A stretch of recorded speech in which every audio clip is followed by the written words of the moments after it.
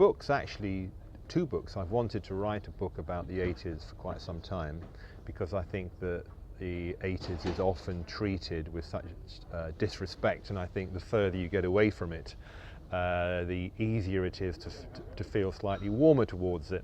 It was always disparagingly referred to as the designer decade. It was the decade of the Matte Black dream home, the decade of bad pop music and extreme politics, in much the same way that the 70s used to be talked about as the decade that taste forgot. There were a lot of great things to come out of the 80s, including Live Aid, and what I tried to do is write about the 80s through the prism of Live Aid, because I think that Live Aid was such an incredibly important event.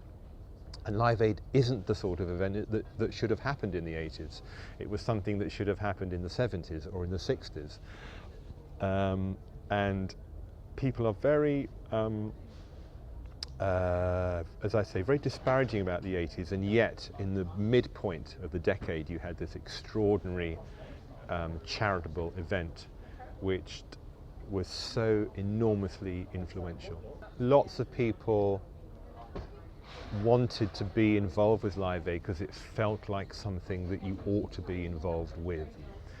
And I remember that when I went, that I think tickets were £25, and there were £100 tickets, VIP tickets, which we had access to, but you didn't want the £100 tickets, you wanted the £25 tickets because you wanted to be with everyone, you wanted to experience the whole thing.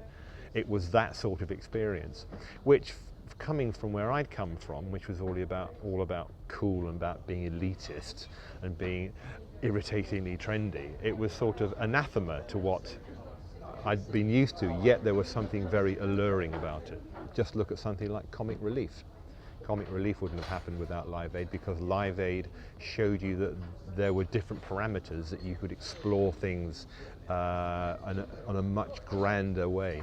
I think it was Midge and Harvey Goldsmith and Bob Geldof's tenacity to make it work. I mean, it was organised in something ridiculous like 7 or 8 weeks.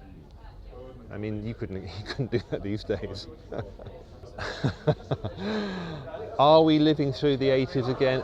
I don't think so. And actually, I think that politics are much closer now than they've ever been before, which is why we have a coalition government. And I think that for lots of people, although in broad brushstrokes it's easy to say that Ed Miliband is very different from David Cameron, in a lot of respects there's not a cigarette paper between them, so I don't think we're living in the 80s now.